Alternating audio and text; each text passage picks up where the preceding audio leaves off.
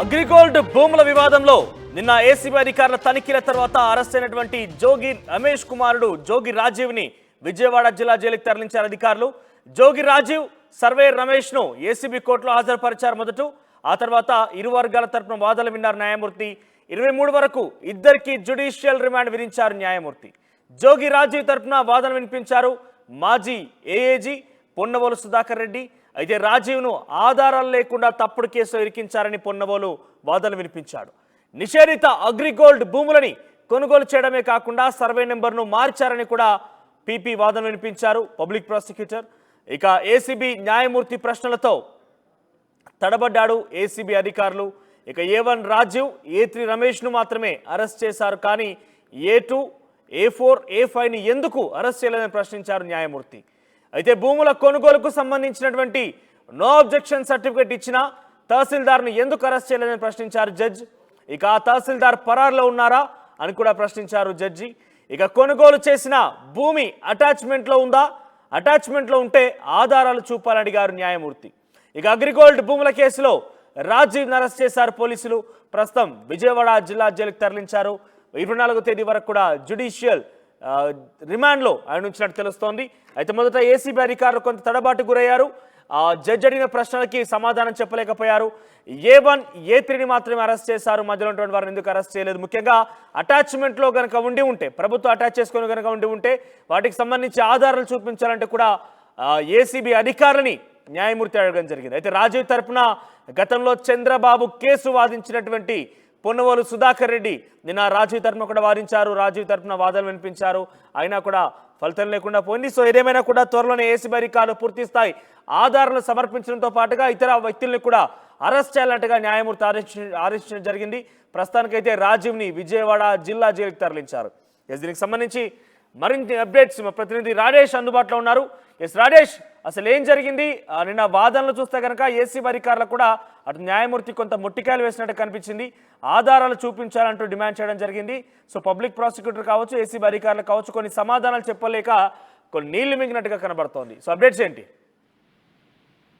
అంటే నిన్న దాదాపు 2 గంటల పైగా వాదనలు అయితే ఏసీబీ కోర్టులో జరిగాయి. ఏసీబీ న్యాయమూర్తి హేమబిందు అనేక ప్రశ్నలు పబ్లిక్ ప్రాసిక్యూటర్ వేయడం జరిగింది. ముఖ్యంగా కేవలం ఇద్దరిని మాత్రం ఎందుకు అరెస్ట్ చేశారు, రాజీవ్ని, A2గా ఉన్న రాజీవ్ని, అదేవిధంగా A3గా ఉన్నటువంటి రమేష్ ని, మండల సర్వేయర్ రమేష్ ని ఎందుకు అరెస్ట్ చేశారు, మిగతా వాళ్ళని ఎందుకు అరెస్ట్ చేయలేకపోయారని కూడా ఆమె ప్రశ్నలు సంధించారు. అంతేకాదు ఈ కేసుకు సంబంధించి ఈ రాజీవ్ని ఎందుకు A1 గా పెట్టాల్సి వచ్చిందని కూడా ఆమె ప్రశ్నలు సంధించారు. అధికారులు ఈ భూమి సంబంధించి అగ్రిగోల్డ్ భూమికి సంబంధించి వ్యవహారంలో MRO, సబ్ రిజిస్ట్రారు, మండల తహసీల్దారు, గ్రామ తహసీల్దార్ వీళ్ళు కీలకంగా వివరించినప్పుడు A1 గా రాజీవ్ ఎందుకు పెట్టాల్సి వచ్చిందని ఆమె ప్రశ్నించారు. అయితే వీళ్ళ ముగ్గురు కారణంగా ఆయన ల్యాండ్ని మొత్తం బ్యాక్గ్రౌండ్ నడిపించింది A1 కాబట్టి A1 గా అతను పెట్టాము, ఈ అధికారులు అతనికి సహకరించారు కాబట్టి A1 ఇతను పెట్టి మిగతా వాళ్ళ పేర్లు పెట్టామని పబ్లిక్ ప్రాసిక్యూటర్ చెప్పారు. అయితే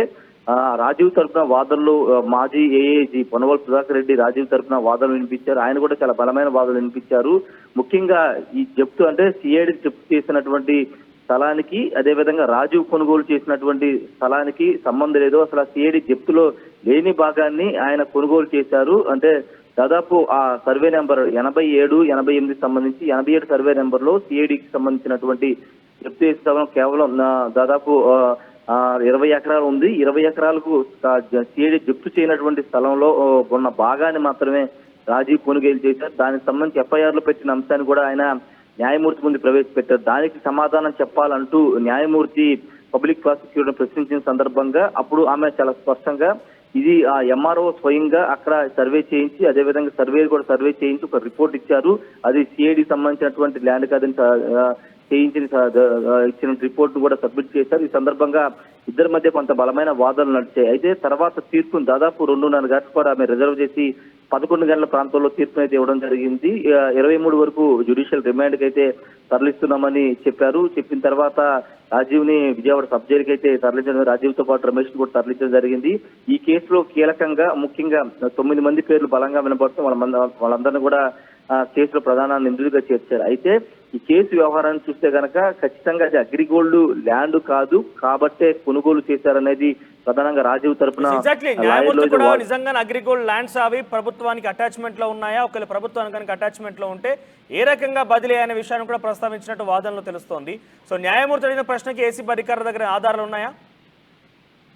అదే అంటే అవి సిఐడి జప్తు చేసిన ల్యాండ్స్ అనేవి పబ్లిక్ ప్రాసిక్యూటర్ కానీ ఏసీబీ అధికారులు కానీ చెప్తున్నారు. దానిలో ఉన్నటువంటి భూభాగాన్ని 88 నెంబర్తో వీళ్ళు సర్వే నెంబర్ 88లో ఉన్న భూమిని కొనుగోలు చేసి పక్క ప్లాన్ ప్రకారం ఎంఆర్ఓతో పాటు అక్కడ స్థానిక రెవెన్యూ అధికారులతో కుమ్మక్కయ్యి వాళ్ళతో మేనేజ్ చేసుకుని 88 సర్వే నెంబర్ ఇచ్చి 87కి షిఫ్ట్ అయ్యి 87 సర్వే నెంబర్లో భూమి కొనుగోలు చేసినట్టుగా రికార్డులన్నీ తారుమారు చేయించారు. మొత్తం సర్వేలను చేయించి తారుమారు చేయించారు.